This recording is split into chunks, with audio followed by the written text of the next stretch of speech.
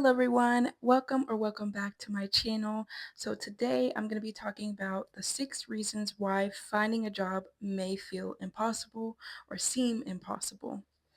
So I'm going to jump right into it, and the first reason may be that jobs are 100 times harder to get due to the high applicant value or volume. So a lot of people right now are applying for jobs, and this has been a big thing that's been happening since maybe even since COVID, since 2020, right? So it's been a lot harder to find jobs ever since COVID started, and that's been years, but ever so more, it's just been happening more rampantly where the applicant value has been a harder time to get. So if you feel like that, I definitely understand.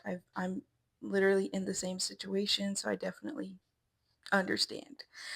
All right. And the second one is applying for jobs without the proper background in that field of work.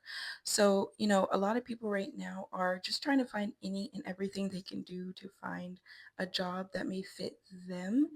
And a lot of times they don't have experience in that job. And I know a lot of people may say, well, if you don't have experience in that job, how can I know if I like it or not? And I definitely understand that completely. I'm the same way. I like to branch out and do different things as well, so I completely understand. And the third thing may be that the job is just not legit. It's not a legitimate jobs. And unfortunately, nowadays, there are a lot of bots or scammers going around pretending to be that job and they're not. And that could be another reason why finding a job may seem impossible. So I again, I completely understand. I'm literally going through that right now. I'm with you. I'm looking for jobs as well, so I get it. So that is number 3. And number 4 is that it is AI filtering the jobs. So it's not that you may not be able to do that job properly, but it's AI. Employers are using AI right now to filter the applicants, and it is no longer filtered by humans. So, which often screens out the qualified individuals, and in turn, they may undervalue your talent and the skills that you do have. So that is something that I have been seeing lately on the job market, is that AI has taken over that field. Um, and number 5 is there's a worldwide epidemic of layoffs. And I say that to say I got laid off a year ago. I am still in the search to look for jobs. Um, but because of the rise of AI that has taken over everything, there's essentially no need for human beings. Essentially, apparently, as what has been going on, AI has been taking over everything. So essentially, apparently, there's no need for humans anymore to work that specific job. And my specific job that I'm looking for is remote, and to me, it is desperately needed, not just for me and my sake, but just in general. A lot of people have a family that they have attend to. I know people say, oh, childcare is not a form of working from home, but it is. It really, really is. And it does help a lot. So if I can still do the work that I need to do, whether it's overnight shift or early morning shift, and still be with my child, that is something that us moms and dads should be capable of doing instead of AI taking over. And this also pertains to regular jobs in general. So not just remote jobs, but any job in general. It is hard to just get into the job market in general. All right. And the sixth thing is the prolonged difficulty of job searching that can potentially lead to burnout. So just scrolling through every day, every night at 3 a.m., just looking for jobs, that can just lead to burnout in general.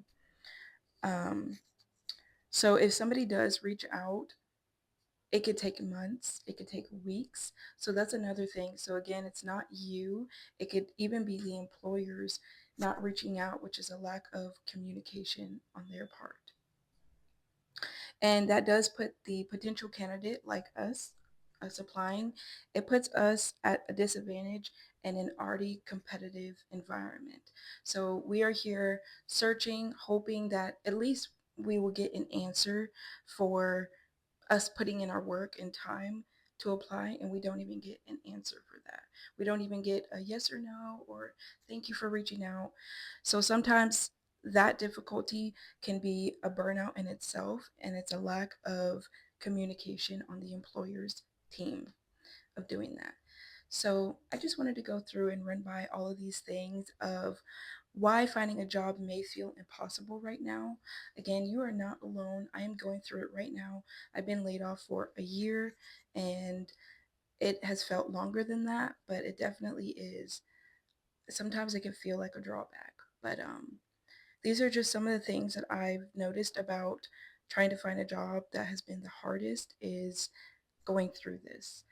But if you have any tips on maybe an easier way to find jobs, or if you have a relatable moment that's happened to you trying to find jobs, definitely let me know in the comments.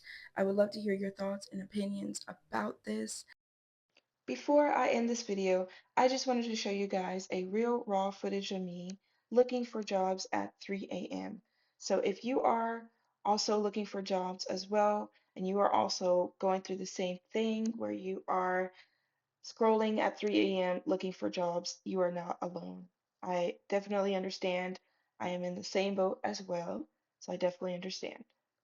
So, a little backstory about this, if you may not know. I am a stay-at-home mom. I have been laid off for a year now, and I was with my job for 3 years as a customer service representative.